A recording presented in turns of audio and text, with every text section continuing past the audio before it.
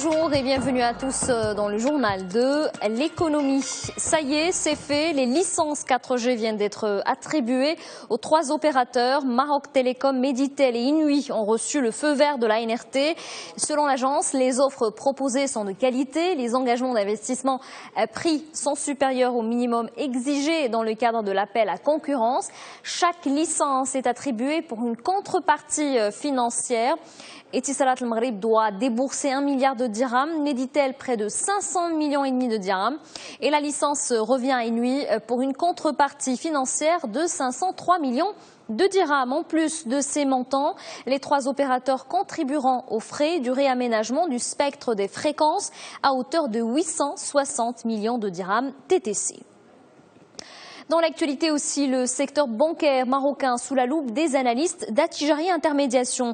Ces derniers se sont intéressés aux réalisations annuelles de 4 groupes bancaires cotés à la bourse de Casablanca. Il en ressort un bilan pour le moins mitigé. Première conclusion, les bénéfices du secteur ont connu des évolutions contrastées en 2014. Le CIH et la BMCI ont vu leurs profits reculer. En revanche, Attijari Wafa Bank et la BCP tirent leur épingle du jeu. Le résultat net part du groupe ont affiché une hausse importante. Pour la Banque centrale populaire, une croissance à 2 chiffres est au rendez-vous, 12,5% de progression.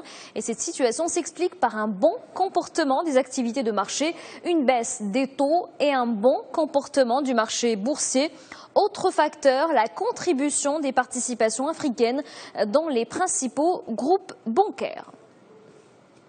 On reste dans le secteur bancaire justement pour parler de ce prêt. Il s'élève à 20 millions d'euros. Un financement accordé à la BMCE Bank par 4 banques internationales. Il s'agit de la Banque européenne pour la reconstruction et le développement, l'Agence française de développement, la Banque européenne d'investissement et enfin la Banque allemande de développement. Alors ce prêt devrait renforcer les mesures en faveur de l'énergie durable dans le royaume et concrètement le groupe BMCE Bank s'engage à sensibiliser ses clients.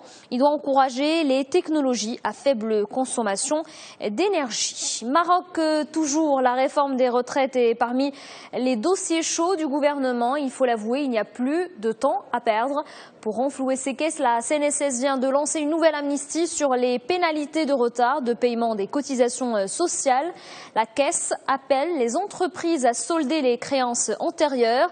La mesure a pris effet ce mardi pour une durée d'1 année. Elle concerne les arriérés d'avant 1996 et ceux de 1997 à 2005. Les associations sont également invitées à régler leurs impayés. Leurs créances s'élèvent à 79 millions de dirhams. Les pénalités de retard représentent à elles seules 47 millions de dirhams. Tanger change de visage. Il est depuis quelques années un chantier à ciel ouvert. Son port se métamorphose. Le projet de sa reconversion avance à grands pas. Les travaux ont atteint 85% pour le port de Plaisance. Pour la marina, il dépasse les 70%.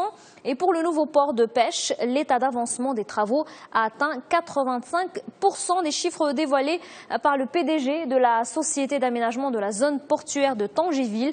La mise en service du nouveau port de pêche est prévue pour fin 2015.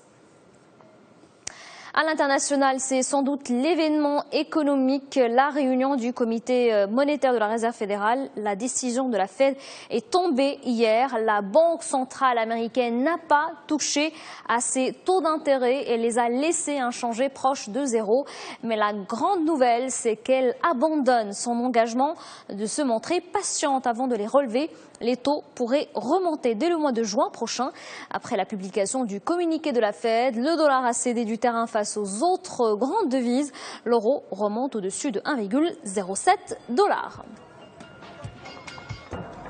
Voilà donc pour l'actualité économique. Très bonne journée à tous sur notre antenne.